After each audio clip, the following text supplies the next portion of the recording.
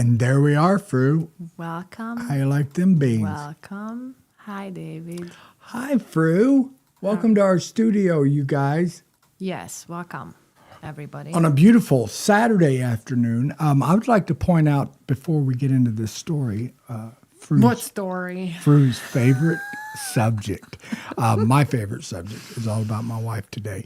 I want to point out that it would be so awesome if we had 2 more cameras set up here. I have the cameras, but we don't have the room set up nice enough. And I'm putting it out there for any sponsors that want to put some more cash on the table. You mean this you thing needs to be wouldn't need revised in here. Any camera guys running those cameras? Oh no, I can do everything myself. Oh wow. Oh yeah, You're just set it up so on a tripod, impressive. hit record, and there you go. Welcome everyone to Dr. PhilGood podcast. Today's subject matter is Fru.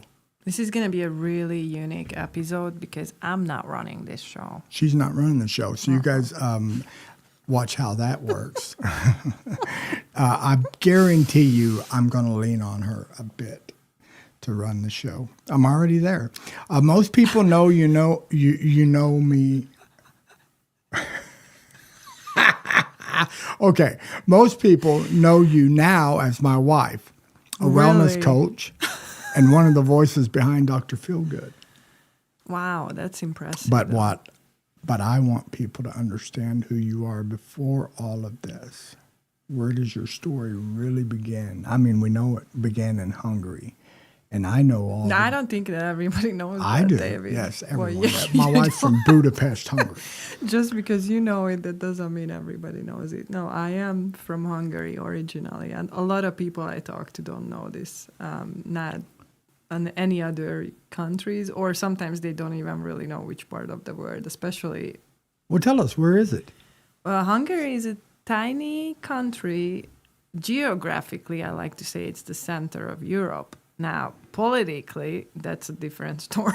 Let's not get into politics. Well, it's just when you say people, when you mention the majority of the surrounding countries, our neighbors, Yes. people refer to Eastern Europe, which to me is kind of funny because when you look at the map of Europe, we are at the center of it. And so I understand. Tell me who your neighbors are. Who's on the east of Okay, you? we didn't say that this was going to be a geography test. Okay, we have 7 different neighbors. I don't think Can you I'd tell like me to. I don't know, and like I said, I didn't think it was going to be a geographic Wasn't on the test. So I don't think I would like to start with One of your something that neighbors. I'm not sure Just of. one of the Okay? neighbors. Which one? I don't know. The one on the east. Romania. There you go. Have it. See there? Got one out of her. Romania. Ukraine. Ukraine. There's 2.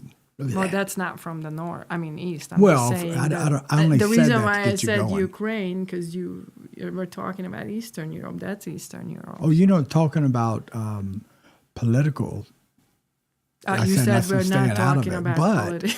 where you were a kid, Hungary was a communist country. You want to talk about that? It really was a socialist country, but back in the day that people who occupied the country, they called it soft communism. So it's what that means was basically that my parents' generations and their parents all have been living in a communist country long enough where going to a socialist country wasn't like a major change. So that's why they called it soft communism. It was just... Can you give me an example of what that's like compared to here in the U.S.?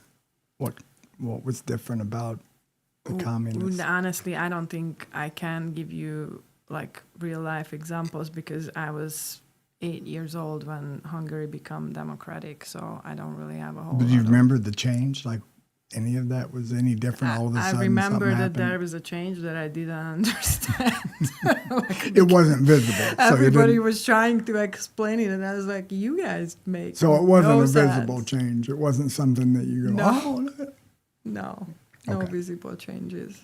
All I know is that the first democratic election happened, and everybody was going just absolutely nuts. Like, just like how elections are in the United States, 80% of the country was thinking that now everything is going to change.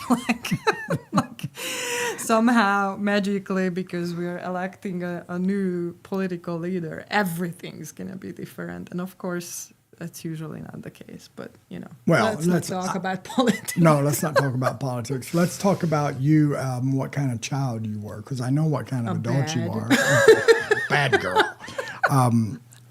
Well, my mom always says that she couldn't handle me as well as my sister, because I always had like everything that, when they told me you can't do this or that, apparently my sister was like, oh, okay, that's fine. Whereas me, I was like, why?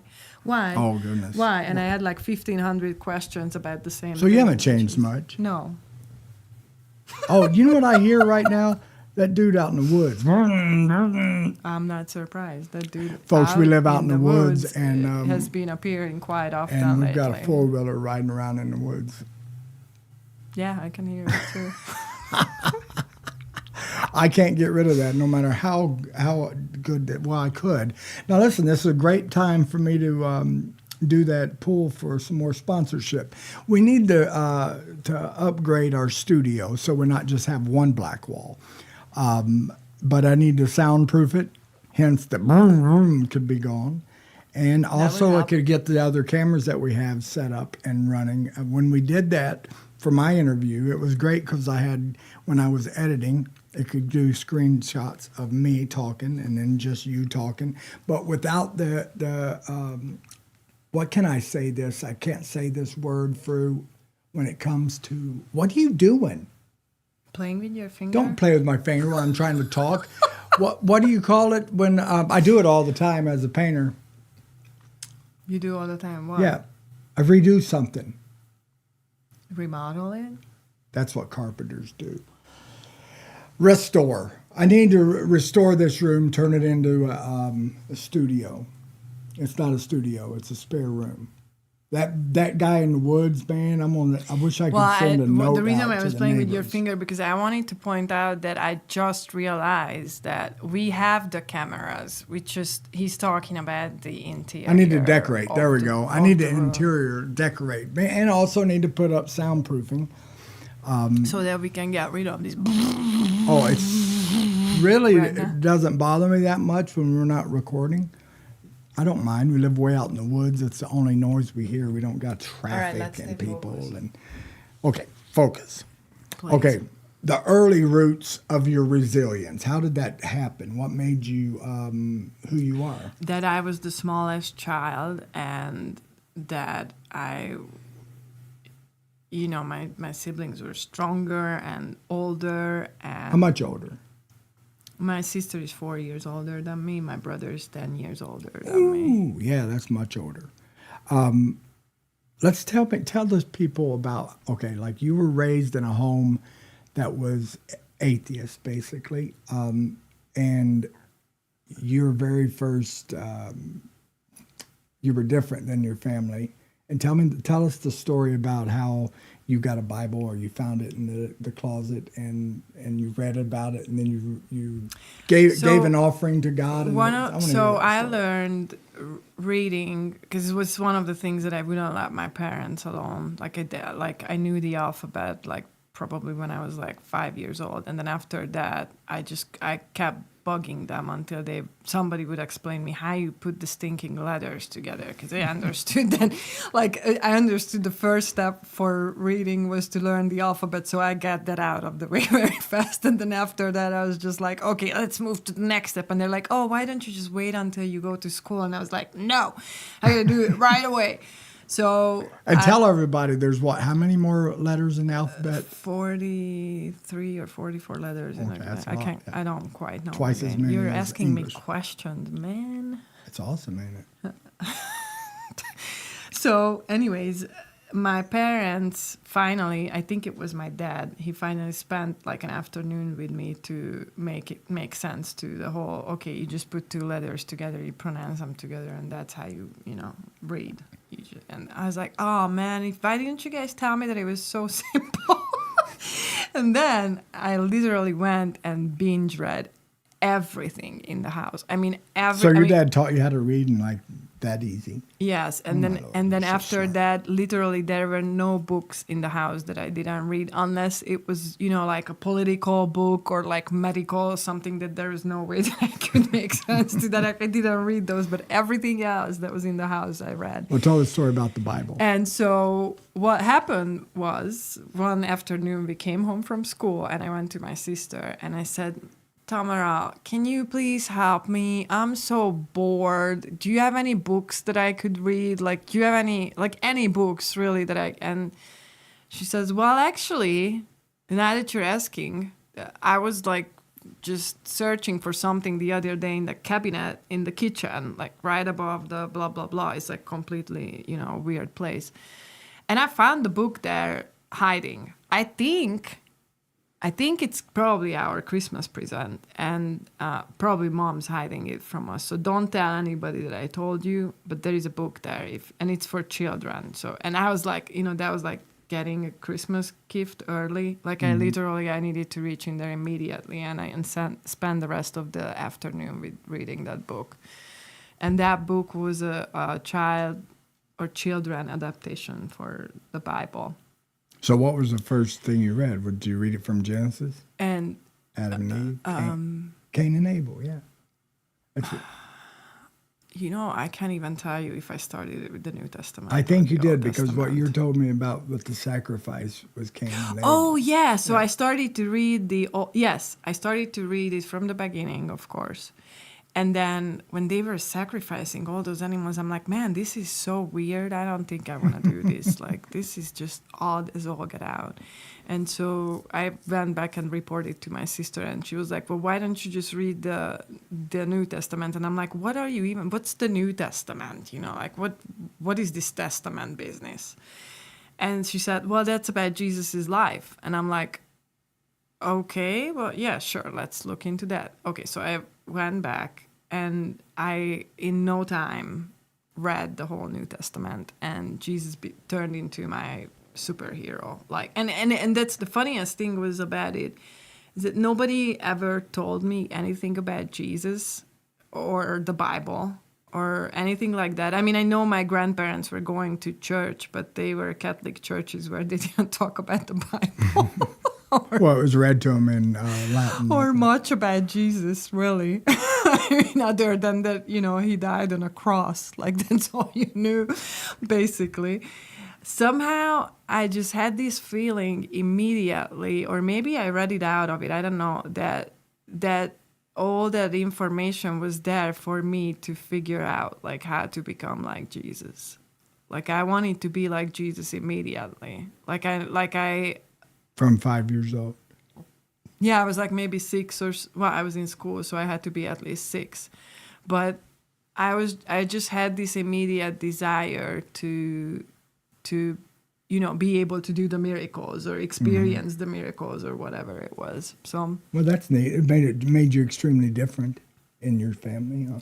yeah, because I believed it immediately. Like the first thing that I did actually was I wanted to go and show a sacrifice to God. So I thought about what would be a good sacrifice, and I was a really good drawer. So I thought that if I needed to give a gift according to my gifts, then, you know, drawing for God would be a good thing. But then the question was whether or not he was going to accept it. And, you know, that was the story you told, yeah. of Cain and Abel, however you say it, and That's Abel and Cain.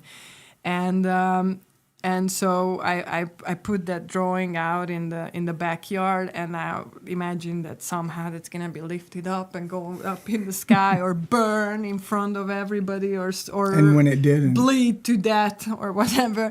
And then when nothing happened, I thought God was not accepting my sacrifice, so I started to cry, and I was just crying, and then my parents came home. My sister couldn't figure out what was going on, and then my parents came home, and my mom was trying to console me, and she's like, "What's going on with you? Why are you crying?" And I couldn't tell her, because I couldn't tell her that I read that book. You know, yeah, you're in trouble, right? I needed to. Well, I didn't want to get my sister into trouble, so I needed to keep it as a secret. So I couldn't tell her. So she was absolutely like, you know, torn. Like, oh, So what's you've kept going on that all with your her? life till I didn't now? like- They don't know it until they hear this, right? Oh, I don't know if You never told them. I know. I don't know if yes.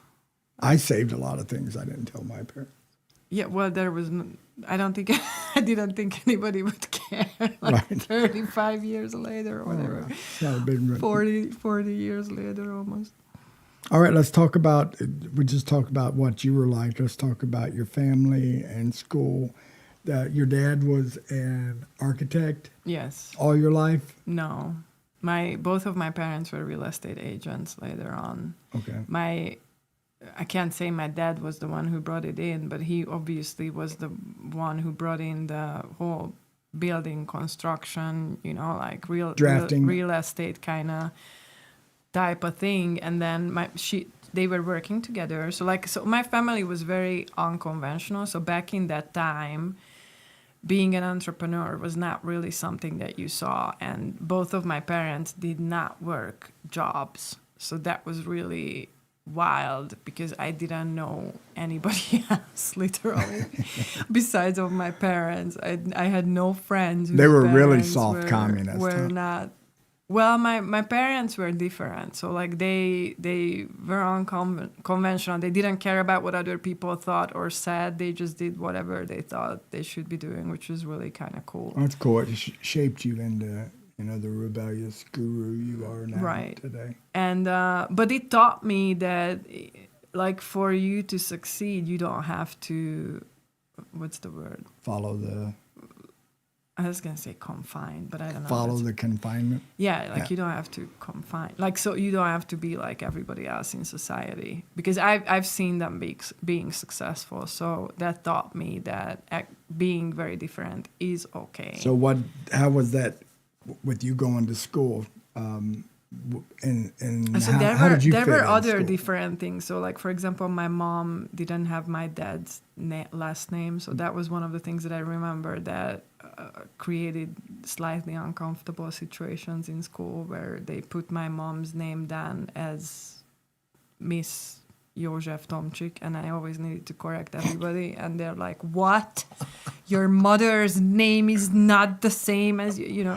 That's where you got that. So that was wild. And then also, again, the employer. What's the employer? And then, like I said, there was no such a thing as self-employed back then. So that was, like, again, a weirdo. And so I stood out from the start, and didn't make me any less cool. So, like,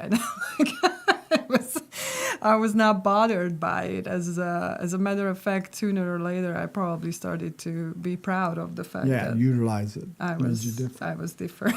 When did you start dancing? Because that's a big part of your. So I loved. Okay, so this is a funny story. I was about 5 years old when my parents were partying. My parents had dogs, like raised dogs. Mm-hmm. And so one of the ways of traveling and entertaining themselves was through going to different parts of the country, or even different parts of the continent, where they would take their raised dogs to races. And then after races, there were always a bunch of parties, people just getting together and, like dancing and drinking and all that kind of stuff. And so they took me to if they were in the country, they usually took us with them. And so I was probably like 5 years old, and we went to one of these races, and there's a big party, 2 a.m. still I'm up and dancing, and my parents were tired, so they wanted to go home around midnight, and they asked, how old were you at this time? Probably 5. I mean, I kid you not. And so it was around midnight, and my parents said that, "All right, kids, it's time to go home. Like, we want to go sleep." And I just kept begging them, "Please let me stay. I want to dance with this." And there was this 25-year-old guy who just had a hell of a fun, of me, the 5-year-old dancing on the table. And so I somehow convinced my parents to let me stay with their friends. This was a young couple. Like I said, I don't know, maybe 30s or late 20s or something like that. And so I stayed with them and my sister too. And 2 a.m., that's what everybody told my parents next day, that you know that your daughter at 2 a.m. was dancing on the top of the table with so-and-so. So dancing started then, but of course not. I wasn't a professional until like the age of like, I don't know, 13 or 14 or something like that. And what came before was that modeling thing that I was like around 9 years old when I got really interested in clothing design, and then my mom and her friend came up with the idea that I should go into a modeling school. Well, they're pretty smart looking at you. You're beautiful. You dealt with it on stage completely. Well, I just like to be on stage. Yeah. So like I always enjoyed being No at the sweat, center of attention. So I said, whatever it takes, I'll do it. So they sent me to these competitions, and I did end up getting some. I think it actually was a reward that the audience gave out, and I got one of those because I know that I didn't actually get anything for competing with the other girls, and those were really trained and they've been doing it for a long time, and I had no idea what we were even supposed to be doing. So it was pretty funny, but. For whatever reason, I become the audience. You got the audience favorite. reward, huh? Yeah, so the audience rewarded me somehow.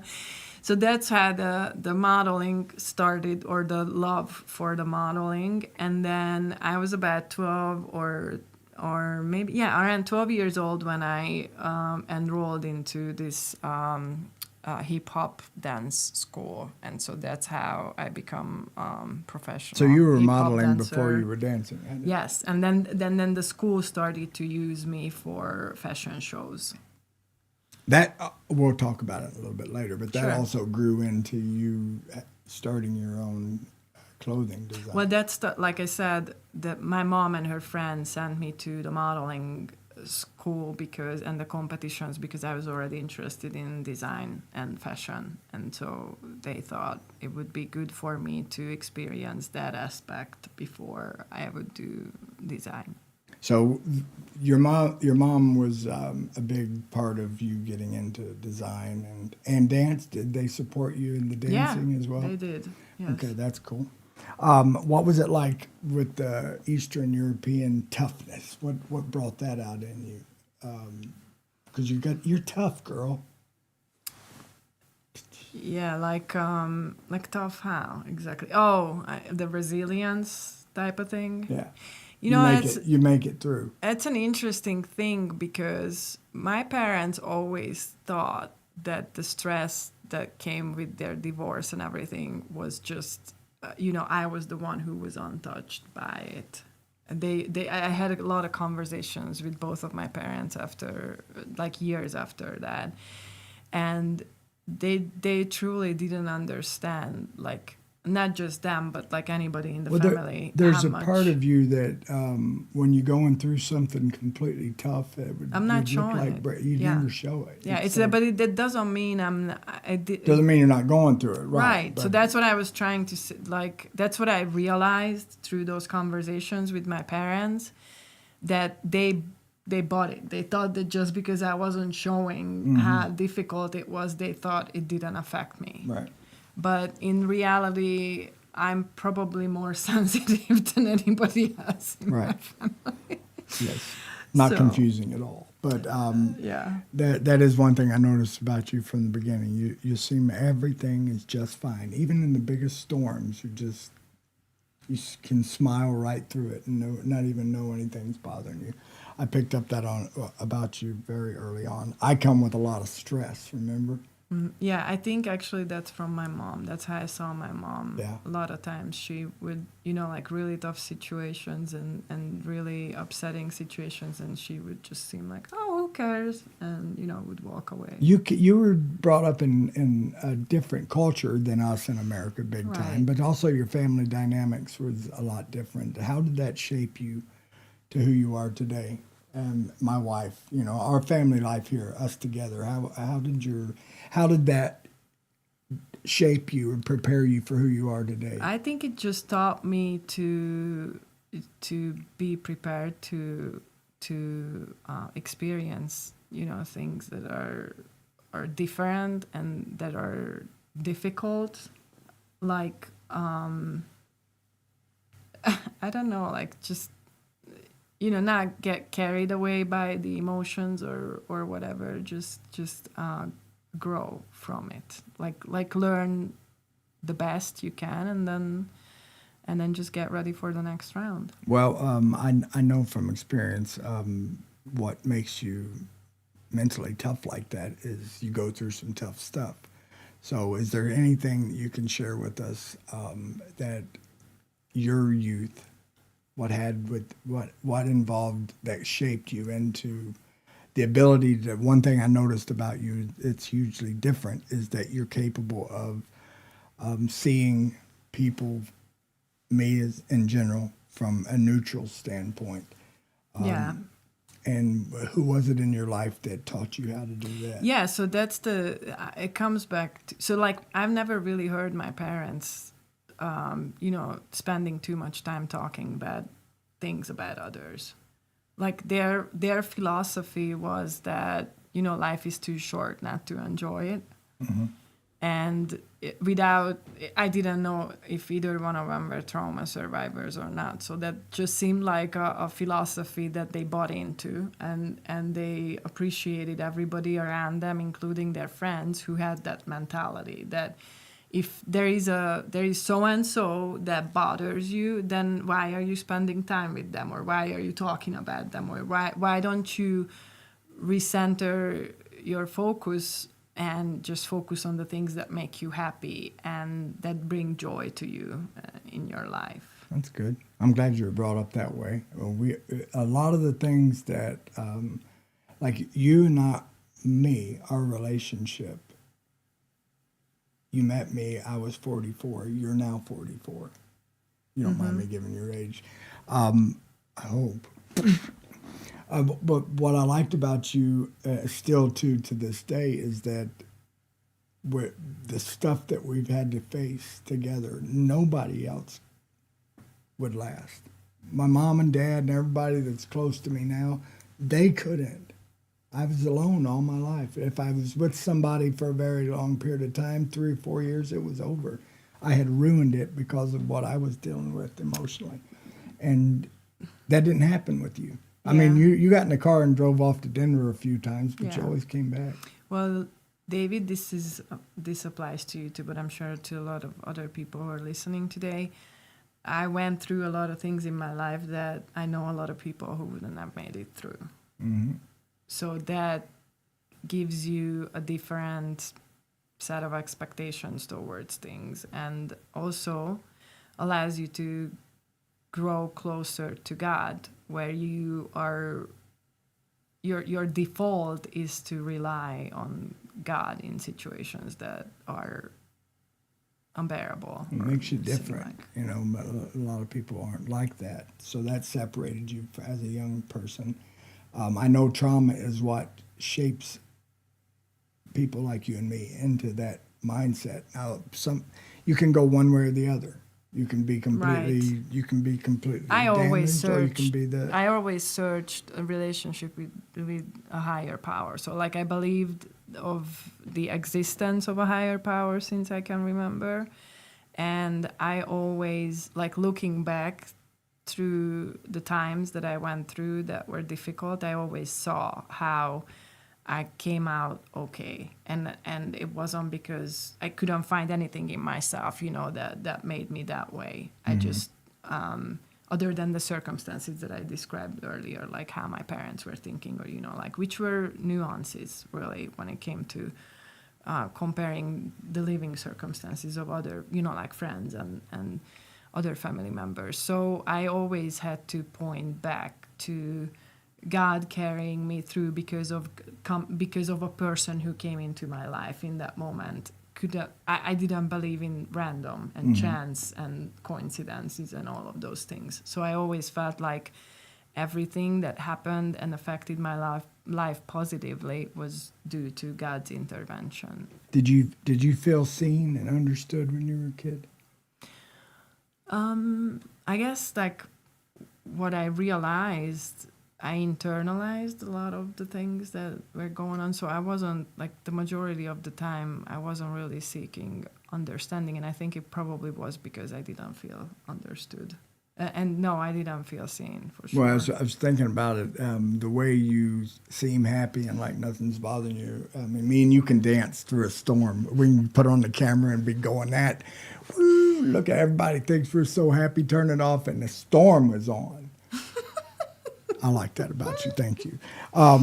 All right, let's get another question in here that you've written down for me to ask you. I did. I No, thought you wrote I those did. questions. I was just thinking, why did I have to read them? I wrote them. Okay, were you already curious about people's psychology, health, or healing back then? Like you are now? Psychology was so like philosophy and psychology were some of my favorite topics since Yeah. childhood. Like I wanted to understand humans and the way how humans think and why people, like why my parents were so different. Like That's for totally example. how Fru and I first met. When our discussions, both of our eyes were like little kids just talking about weird things. Humans Yeah, and weird things. Yes, yeah, exactly. Yeah, it's Yeah. I'm very glad. Not health. I don't know about health. I don't think health was such a central theme until I become ill. But I wasn't a healthy child by any means. So I did play around with, like becoming a doctor, like that kind of stuff in my mind. I was very artistic at the same time. Mm-hmm. So I definitely leaned towards choosing something that was more artistic than that, and I didn't understand. You're an back incredible then. drawer. She And has an amazing and ability today to I draw. understand that healing is an art. I had no idea back then. So if somebody made that connection earlier on, I'm pretty sure I would have ended up being a doctor or something like that. So your early sensitivity and observations, like, can you explain that to me? About what? Well, philosophy and religion and Yeah. communication, relationships, the whole nine. Yeah, yards. so from a very, very early childhood, I remember this memory very clearly that I wanted to develop my intuition. Yes. So like what people are like, all freaked out about this opening up your third eye and, that sort of thing, that I've been doing that since I was like 8. That's how our very first meeting, you used a gift from God that you saw. Yeah, and on that's that. why God gave me those gifts, because I've been asking for them since very, very early. See, I grew up in Pentecost, something you weren't, you didn't even know anything about till you met me. But and there's healing miracles and prophets that see things about, and that gift of the Spirit, word of knowledge is used not a lot, but it's known in that religion. And when I first met you, that was a big deal to me because, I needed something that was non-religious, and you were non-religious to be able to operate in the same spirit. Yeah, you God, can. God Like, was working in you and me at the same time. But if you'd have come in religious, I'd have pushed you out the door. yeah. So that's really unique about. I was just wondering, when that first happened. The sensitivity I to- remember, so like when I went to my dance practices, I was using public transportation. It was about 50 minutes from my home to the dance school on subway and buses and everything. And so one of the things that I've done, I remember this so clearly. There was one subway station where when you pulled in with the subway, you could never know which side of the doors are going to open up. So that was one definite thing that I always practiced before I went up. Okay, is it going to be left or right? Is it going to be left or right? So this is how I owned my intuitive skills. This was to me a very, I have a very analytical mind too, so I need to make everything very practical when it comes to learning things, and so I believed that I could develop my intuition that way, and I literally practiced it. practiced it with doing things such as that. I had a gift from a very young age. I wasn't really aware of what it was and where it came from till I was in my later teens. But I used to sit in restaurants or airport, wherever there was a lot of people, and I'd practice it. And it's some weird thing about you and I that We've done it together. Yeah. Oh, this is so much fun. Have you been able to check the time and see, like... No. I was doing that a while ago. Hang on just a minute. You go ahead and look into the screen and show everybody how beautiful you are. 30, does that say 34? I didn't put my glasses on. I got 34:54, yes. Awesome. I didn't know you had it timed over there. Yes, I do. All right. What you thought your life might become before America entered into the picture. What was your? I know you had a clothing business. Yeah. Going on. You were designing. You were modeling. You were dancing. So you were at a young age already successful in many things that would have launched you. In a country the size of Hungary, you would have been very famous at that. In that country. I could have. I was also very dysfunctional at the same time. That's what makes a person stand out, you know. Well, but that's also what makes a person self-sabotage. Right. So, you know. Hard to succeed when you're... So I wasn't ready to succeed. I'm not going to look at this right now. Yes, I want to take it fine. down this road. A very sensitive part of your life story. We've never spoken about it publicly. The trauma you experienced. You want to share that with us because it shaped you big time, and that was before America. Yeah. And you had dreams of what you wanted to achieve and things you were dealing with, but that also came along with a drug addiction, and let's go through that so people can get to know how you became who you are through certain traumas. So I was very dysfunctional and very promiscuous when I was like in my 20s. You know, like I think it really started around, actually it really started in my teen years, like around when I was like 17, 18 years old. And but I just, you know, made very, very poor decisions regarding the people who I hung out with and the activities that I engaged in. So I ended up being in situations where I really should have, you know, like leave the situation, and I was so dysfunctional that I remember this clearly. I just was not able to say no to certain things. Mm-hmm. So I ended up being sexually assaulted, which like, because, you know, partially the person who was the doer, I don't know what the right word is really, in this situation, the person who hurt me was somebody who was very, very close to me. I didn't realize that this was a trauma that I carried around for a very, very long time. And honestly, until I got married for the first time, I didn't realize what kind of an impact that would have on my relationships in the future. And your mental health. Yeah. So I also, you know, like the reason why I didn't connect the drug addiction with it was because, first of all, I considered myself a recreational user. Mm-hmm. And then second of all, with the recreational use, you know, like I felt like, oh, I can quit this just like I can quit smoking or whatever. I started it before that trauma happened. Mm-hmm. So I didn't really see how hitting my head several times when I was a child, or how the stress that I went through before the sexual assault, how all of those things compounded and created a person who would sabotage herself and would make bad decisions and would not be able to say no, because I was a chronic people pleaser and I needed to avoid all sorts of conflicts. Did this assault, did you think that it was your fault, that you deserved it, you put yourself in that position? Yes, 100%. That's a lot of women, I believe. Well, that's why I didn't realize that it was a trauma. Mm-hmm. So I just thought it was a situation that I created with bad decisions and with not saying no. And then later on, I realized that a trauma has to do with how it affects your nervous system, not how it happened. Mm-hmm. That's not what matters. That was a big deal, and it took me a very, very long time I needed to hear another person describing my scenario in order for me to realize that, oh, that was a sexual assault.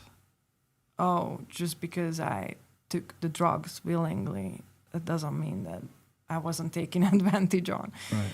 You know, like that kind of stuff. How long did you carry that before you?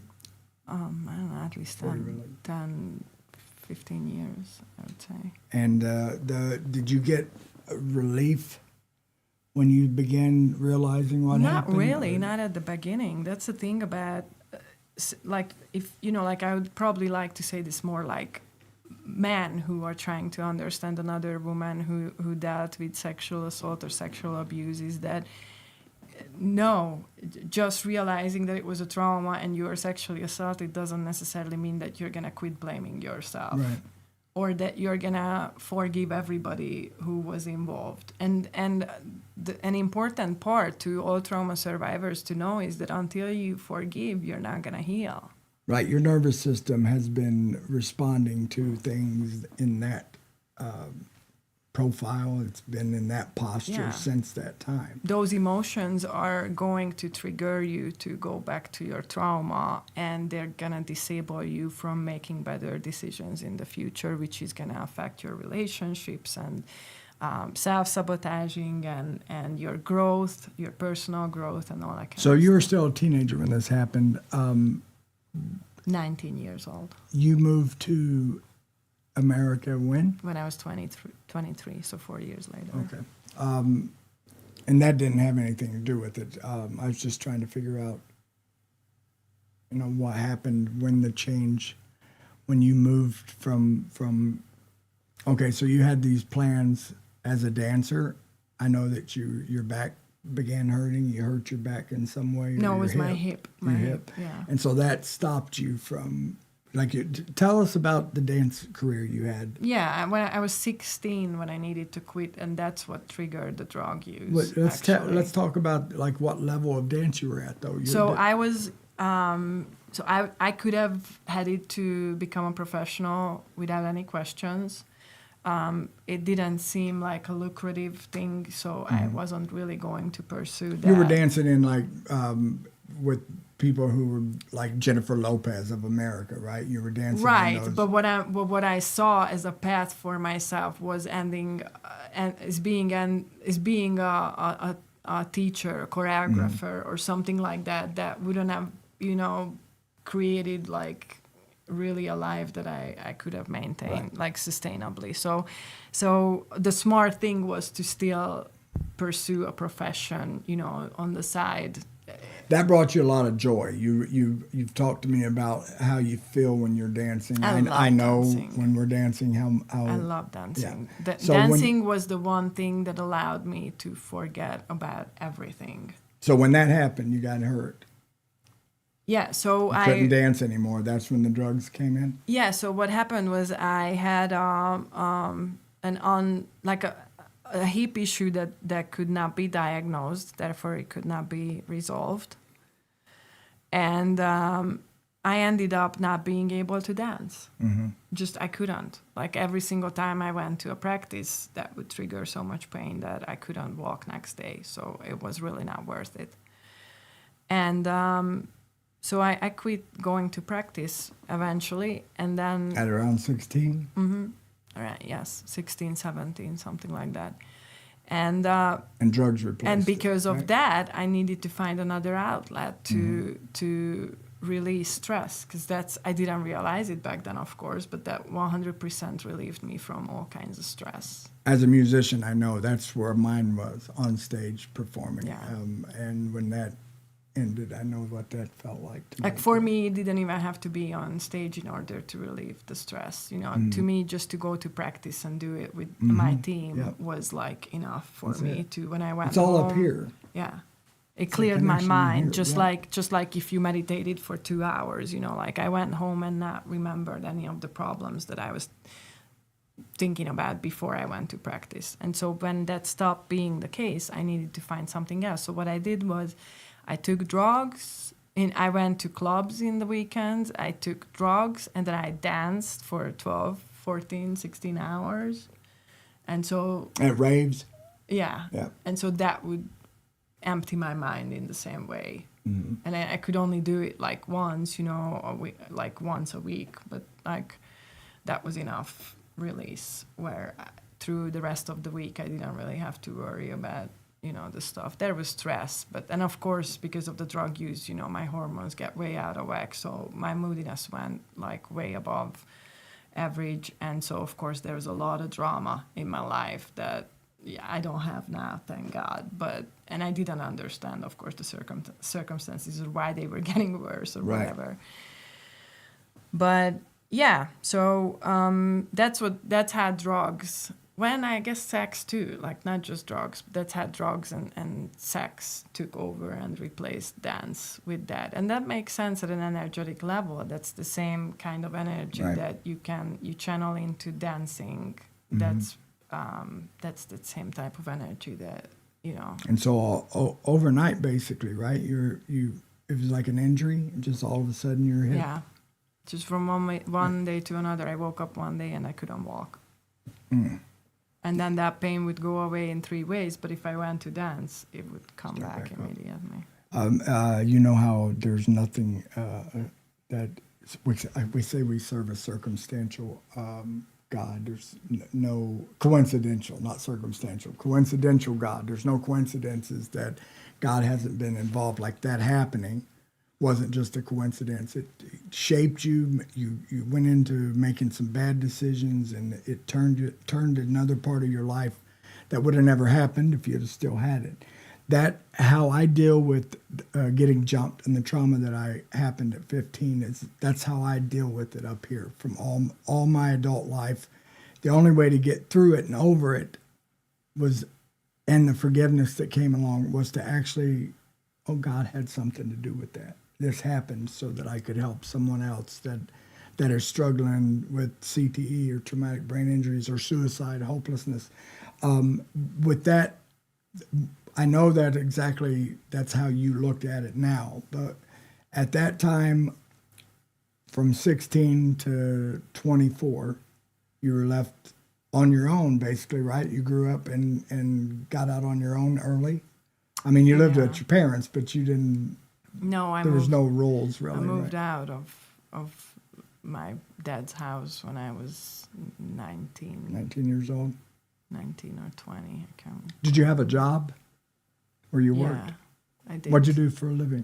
I worked in retail, fashion, of course, but retail. Well, Now, wholesale. You guys can't you can't see it. At some point, I'm going to show it off. But this girl can draw, and when you talk about designing clothing, I've seen her do it since we've been together. She has a book just full of this. So unreal when I watch someone that can draw with that kind of talent. It's amazing. So the damage that was done to your emotional nervous system and the drugs that you started using to help deal with that, how did you get away from drug addiction? Your mom, it's a very interesting story how your mom dealt with that and how it worked for you. So my mom decided to move to the United States when I was 18 years old. And I know that she was kind of pushed into making that decision because of how I was using drugs made her quite hopeless. And so there was a workshop, a program called Silva Mind Control. It's an international thing, so some of you may know about it, or if you don't know about it, you can look it up. Silva Mind Control. Jose Silva is the name of the person who developed this system. And it's a system that was originally developed for helping people to have better learning skills. Mm-hmm. But a lot of people who went through the program are also, they become able to like lose weight and get rid of, like quit smoking and get rid of like addictions and bad habits and all that kind of stuff with the help of this. And so my mom thought that, because she knew I was very interested in this Silva method, she thought if she took me to this workshop, maybe that would give me the tool to quit using drugs. And it's actually that was the first time that I figured out that I was a medical intuitive. That's the very first day, the end of the very first day of that workshop. We needed to do an exercise where I was able to do the same thing what I've done, when I went to the hospital to see you for the first time. And so basically what happened was that she introduced me to something that gave me the confidence and gave me tools to quit smoking, gave me tools to wake up without an alarm clock and navigate my dreams. I mean, I could just go on and on and on with all the things that it's done for me. But one of the things that it's done for me was that gave me the confidence. So when I was in that very dysfunctional relationship in my 20s, in my early 20s, this was a method that I started to use to manifest an opportunity for myself to leave that relationship and find a way out of it, and then also quit using drugs at the same time, because one of the biggest problem with the relationship was that both of us were users. And so I already had this desire to quit for years, but you can't really do that when you live with a partner who's a willing user. So for about 30 to 40 days, I mean, you can call this prayer too, because every single night, I remember before I would go to sleep, I would visualize it and I would ask God to create an opportunity for me to not have the desire to do this drug anymore, and also open a door that would allow me to leave this relationship. When I say this, is because, I mean, normally people just go and leave a relationship, but this was a lot more complicated. I didn't want to live with my dad.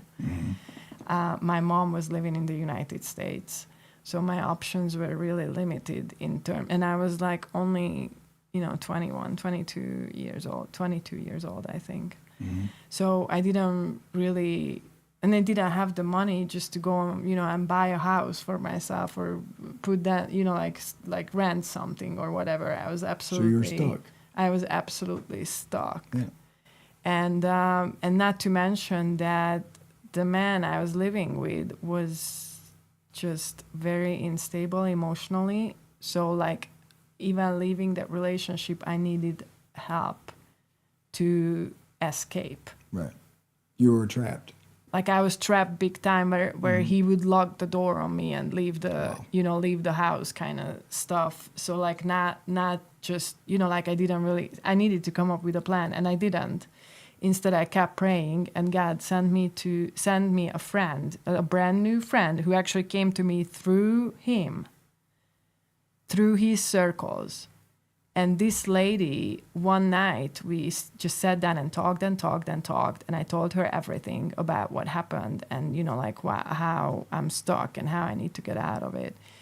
And she volunteered to go to the apartment at a moment when he was not there and just get the basics and put everything in her car and get out of there. And this is how I moved out. Wow. So after you did that, were you frightened? Of course, he was going to find you. Yes. How long ago after that did you come to America?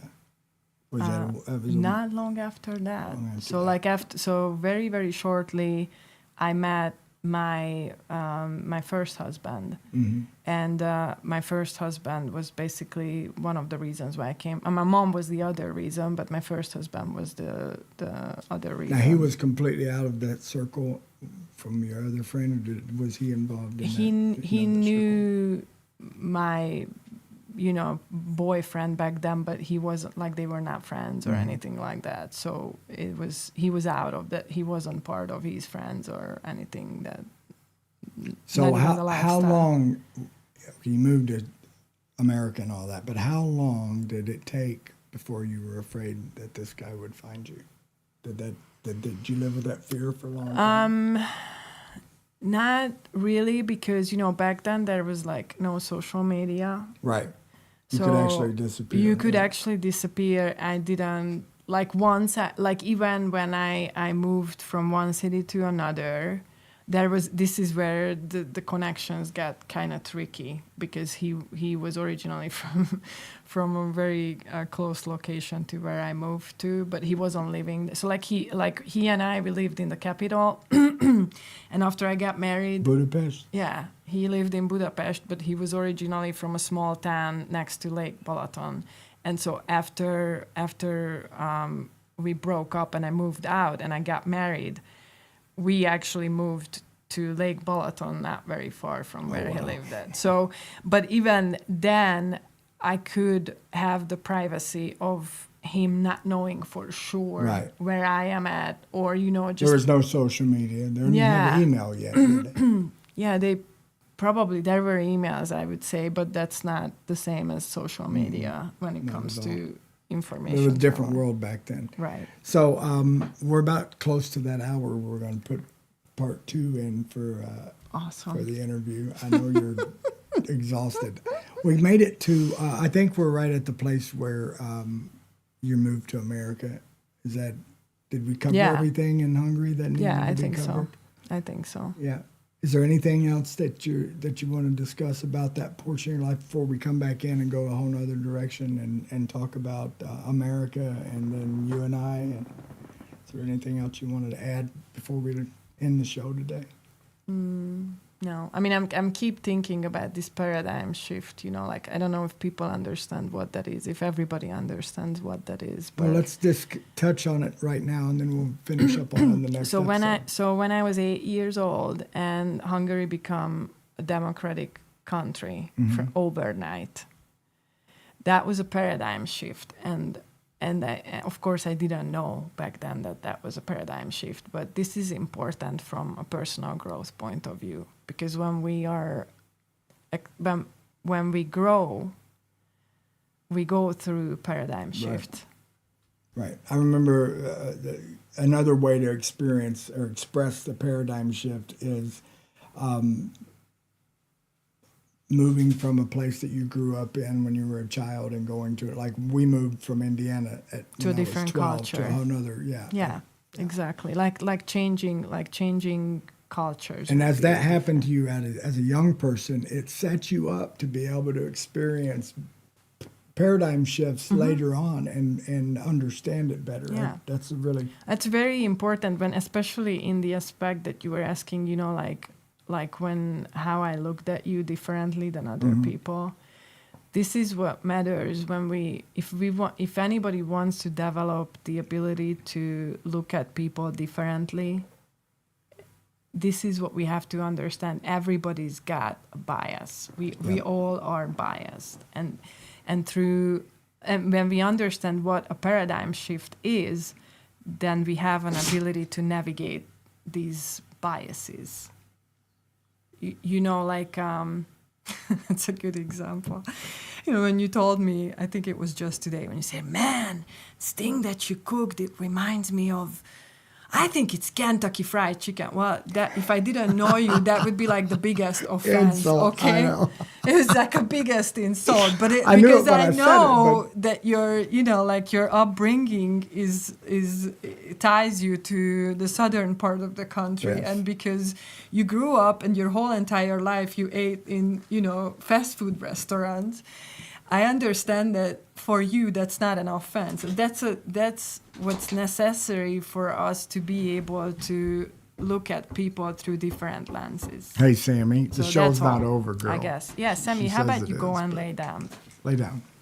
Well, thank you, David. I really appreciate you doing this. I'm not very good at this interviewing part. I'm hoping that you guys come around for part 2. Maybe I'll get a little better at it. I usually let Fru do all the question asking. And it's been a little different on me doing, I'm not as structured and organized with myself. I would like to thank all of you to sit through this long episode of me sharing my story.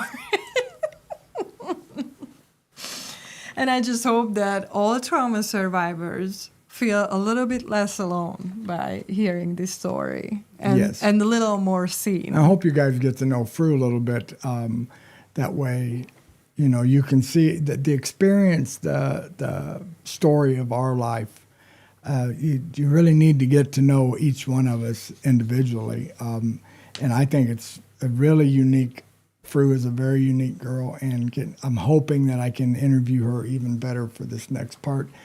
Thank you guys for staying with us. And if this resonated with you, and maybe you're a trauma survivor or a woman who experienced sexual assault, or you're just interested in learning more about something that you heard today, please text STORY to 662-216-2235. You can also follow us on our social media pages, David Carson or Fruzsina M. Carson. Actually, I think it's just Fruzsina Carson. And today I was going to be putting this live on our new Dr. PhilGood podcast YouTube channel, but it takes 24 hours for them. Do you know to the let us handle do it. for that? It's Dr. PhilGood podcast. That's all you got to do is type in Dr. So you PhilGood go on podcast YouTube, on and find Dr. PhilGood. It's spelled PhilGood. Like Dr. Phil. And we would love for you to come back for more and message us with questions and what it is that you'd like to hear more about, or just feedback. Comment. If you're watching this on YouTube, then please comment or like, share, whatever, follow. This episode will be up live on Facebook for 30 days, but you can listen to all of our podcast episodes on Podbean, Apple Podcast, any of your Spotify. any of your podcast platforms. And they're uploaded every Monday. So come back and see us next Monday. Thank you. Have a good day. See you.